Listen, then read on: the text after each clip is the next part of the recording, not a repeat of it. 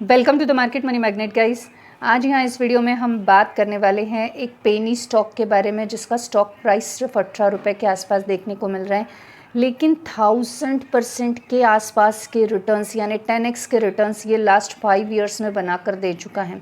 तो अब ये ऑपरेटर का ट्रैप है या तो ये सच में कोई जाल है या ये पॉसिबल भी है या नहीं, या बिग रिस्क है स्टॉक में, ये सारे सवाल पेनी स्टॉक्स को लेकर ऐसे आते हैं। तो सच क्या है आज हम यहाँ इस वीडियो में ये जानने वाले हैं। तो चलिए सबसे पहले हम देखते हैं ये फंडामेंटली कैसा है, ताकि हमें पता चले कि इतने रिटर्न्स ये बना कर देने के लिए कैपेबल है भी या नहीं। आप यहाँ पे देख सकते हैं स्टॉक का चार्ट मैंने ओपन किया है। 994% के रिटर्न ये लास्ट 5 सालों में बनाकर दे चुका है। लास्ट 5 दिन में जो इसमें तेज़ी है करीबन 7.5% की देखने को मिल रही है। अब हम देखते हैं ये स्टॉक करता क्या है और उसके फंडामेंटल्स क्या है। तो ये जो स्टॉक है ये business of getting commission from agriculture activities में से वो अपना कमीशन बनाता है, यानी ट्रेडिंग करता है प्रोडक्ट्स की, like seeds, agriculture product, mainly rice, wheat, onion, potato, that kind of, और इसमें से अपना कमीशन बनाता है। अब इसका अगर मार्केट कैप देखें तो 71.9 करोड़ का देखने को मिल रहा है। बहुत छोटी सी कंपनी है। करंट प्राइस 18 रुपये 5 पैसे के आसपास है, और साथ ही साथ स्टॉक पी 46 है, यानी सेक्टोरियल पी से ओवर वैल्यूड है। ROC 43.6 है, ROE 32.2 है, डिविडेंड यील्ड 0 है, और साथ ही साथ फेस वैल्यू 1 है, यानी किसी भी तरह का स्प्लिट का बेनिफिट देखने को नहीं मिलने वाला है। कंपनी पे डेप्ट 0.06 का है, डेप्ट टू इक्विटी रेशियो 0.01 है, यानी डेप्ट नहीं है। करंट असेट 7.35 करोड़ के हैं, और इन्वेंट्री कंपनी के पास अवेलेबल नहीं है। पेट्रोस के स्कोर के हिसाब से अभी बॉर्डर पासिंग मार्क देखने को मिल रहा है। अर्निंग पर शेयर 0.40 का देखने को मिलता है। अगर बैलेंस शीट की हम बात कर ले तो रिजर्व्स आप देख सकते हैं कंसिस्टेंसी से माइनस में चल रहे थे, लेकिन मार्च 2026 में 2.78 करोड़ के पॉजिटिव में प्लस में देखने को मिले हैं। वहीं पे अगर हम कंपाउंडेड सेल्स ग्रोथ की बात करें तो आप यहाँ पे देख सकते हैं कंपाउंडेड सेल्स ग्रोथ 3 सालों में 30% का रहा है, और कंपाउंडेड प्रॉफिट ग्रोथ 3 सालों में डबल यानी 62% का देखने को मिल रहा है। वहीं पे 5 सालों की बात करें तो 0 कंपाउंडेड सेल है, और प्रॉफिट ग्रोथ हमें 5% का देखने को मिलता है। अगर हम यहाँ पर बात कर ले स्टॉक प्राइस CAGR के बारे में तो 3 सालों में 204% है, और return on equity 45%। Last 3 years का डाटा देखें तो ये देखने को मिलता है। स्टॉक प्राइस CAGR लास्ट 5 सालों में 64% है, तो यहाँ पे रिटर्न ऑन इक्विटी 18% देखने को मिल रहा है। वहीं पे प्रॉफिट एंड लॉस अकाउंट्स की बात करें तो सेल्स आप देख सकते हैं 0.97 lakh, then 0.18 lakh, then 1 crore and 91 lakhs and 2 crore and 15 lakhs का देखने को मिल रहा है। तो पेनी स्टॉक है, इस तरह के ही नंबर देखने को मिलेंगे। अब अगर हम प्रॉफिट की बात करें तो प्रॉफिट आप देख सकते हैं यहाँ पे 1 करोड़ एंड 27 लैक्स, 1 करोड़ एंड 55 लैक्स का प्रॉफिट है। अर्निंग पर शेयर माइनस से प्लस में आया है 0.33 लैक्स, 0.40 लैक्स का। डिविडेंड कंपनी ने अब तक कोई भी डिविडेंड पे नहीं किया है। अब सबसे मोस्ट इम्पॉर्टेंट यानी शेयर होल्डिंग पैटर्न, तो आप यहाँ पे देख सकते हैं 100% होल्डिंग पब्लिक के पास है, प्रमोटर के पास कुछ भी नहीं है। प्रमोटर 0 हो चुके हैं, और प्रमोटर पहले से इसमें पूरी तरह से देखने को नहीं मिल रहे हैं।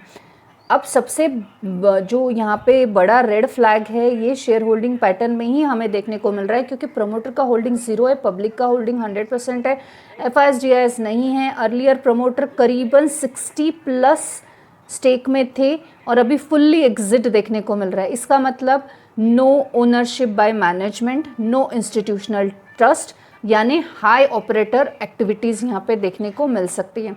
फंडामेंटल्स की अगर मैं बात करूँ तो जो फाइनेंशियल सर्विसेज है, मार्केट कैप की बात करें तो बहुत छोटा सा मार्केट कैप है। स्टॉक प्राइस की बात करें वो भी बहुत छोटी है। माइक्रो कैप, पेनी कैप जो कैटेगरी है वो है, यानी बहुत छोटी कंपनियां हाई रिस्क और लो स्टेबिलिटी के साथ देखने को मिल रही हैं। ROC और ROE की बात करें तो ये 44 के से 30 के बीच में देखने को मिल रहा है। नेट प्रॉफिट जो है इनका, नेट प्रॉफिट 1.55 करोड़ तक का देखने को मिल रहा है। तो कंपनी इस प्रॉफिटेबल, रिटर्न्स अच्छे दिख रहे हैं कंपनी के, बट स्मॉल प्रॉफिट बेस है और इजी टू मैनिपुलेशन रेशो यहाँ पे देखने को मिल रहा है, बहुत इजी है मैनिपुलेट करना। ग्रोथ एनालिसिस की बात करें तो लास्ट 5 साल के सेल्स ग्रोथ 0.28% तक देखने को मिलते हैं, बहुत लो हैं। एबिटा मार्जिन सिर्फ 11% का है, यानी कोई भी स्ट्रॉन्ग बिजनेस ग्रोथ कंपनी के पास नहीं है, प्रॉफिट ग्रोथ और कंसिस्टेंसी नहीं है। ये this is not a high growth company, बहुत ही छोटी सी ग्रोथ की कंपनी है। अब अगर हम वैल्यूएशन की बात कर ले थोड़ी सी, तो पी रेशो 42 से 45 के बीच में है। साथ ही साथ इंडस्ट्रियल पी की बात करें तो आप देख सकते हैं 27.6 की देखने को मिल रही है। पीबी रेशो 10 का है। अब इसका मीनिंग क्या है, स्टॉक जो 2x इंडस्ट्री के वैल्यूएशन पे ट्रेड कर रहा है, बहुत एक्सपेंसिव मिल रहा है लो ग्रोथ कंपनी के हिसाब से। अब डेप्ट की बात करें तो ऑलमोस्ट डेप्ट फ्री कंपनी ये देखने को मिलती है, डेप्ट टू इक्विटी रेशो और अब डेप्ट आप देख सकते हैं, यानी फाइनेंशियली स्टेबल है, कोई भी डेप्ट बर्डन कंपनी पे नहीं है। अब प्राइस परफॉर्मेंस की बात करें तो 1 सालों में हमने देखा 70% और 3 सालों में करीबन 250% के रिटर्न्स इनके ऑलरेडी बन चुके। एक ह्यूज रेल आया है विदाउट फंडामेंटल्स, यानी पॉसिबली ऑपरेटर ड्रिवन मूव ये हो सकता है। की रेशोज़ की या रेड फ्लैग की अगर मैं बात कर लूँ तो प्रमोटर का जो होल्डिंग है ये 0 है, ये रेड फ्लैग हो गया। इंस्टीट्यूशनल इन्वेस्टर्स नहीं है, दूसरा रेड फ्लैग। तीसरा सेल्स ग्रोथ वीक है। चौथा हाई वैल्यूएशन पे मिल रहा है। पांचवा micro cap plus low liquidity वाला स्टॉक ये देखने को मिलता है। क्या पॉजिटिव फैक्टर भी है इसमें कुछ? तो जी हाँ, पॉजिटिव फैक्टर है। सबसे पहले डेट फ्री कंपनी है, दूसरी प्रॉफिटेबल भी है और तीसरी हाई आरओई है, बट क्वेश्चनेबल सस्टेनेबिलिटी अभी भी बाकी है। अब ये कंपनी कौन सी है जिसके बारे में हमने इतनी सारी इंफॉर्मेशन देख ली है?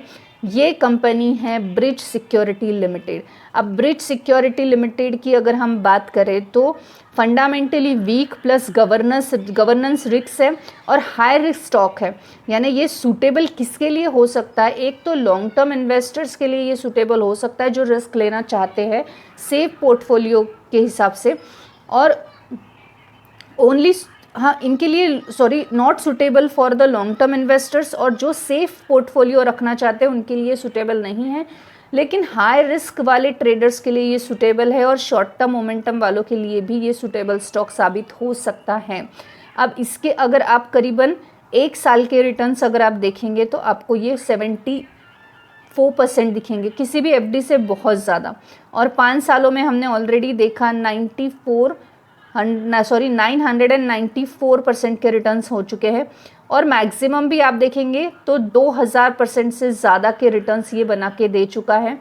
चार्ट का जो पैटर्न है ये शानदार अपवर्ड तरीके से हमें देखने को मिलता है, और कंपनी अगर हम देखें कब से एग्जिस्ट में है तो 2002 से ये यहाँ पे लिस्टेड देखने को मिलती हैं। अब ब्रिज सिक्योरिटी लिमिटेड का अगर हम सिंपल कंक्लूजन देखें तो ये नंबर्स इसके अच्छे दिखते हैं बट वीक है क्वालिटी में। जी हाँ, अब क्वालिटी में वीक होने के बाद नंबर्स पर आप फोकस करेंगे तो आपको ऑब्वियस है वो चीज़ को सोच के चलना है। अगर आप हाई रिस्क ट्रेडर हो तो ठीक है, या शॉर्ट टर्म मोमेंटम से प्ले करना चाहते हो तो भी ठीक है। अब ये टाइप का जो स्टॉक होता है ये फास्टर तरीके से अप तो जाता है बट उतने ही फास्टर तरीके से गिरता भी है।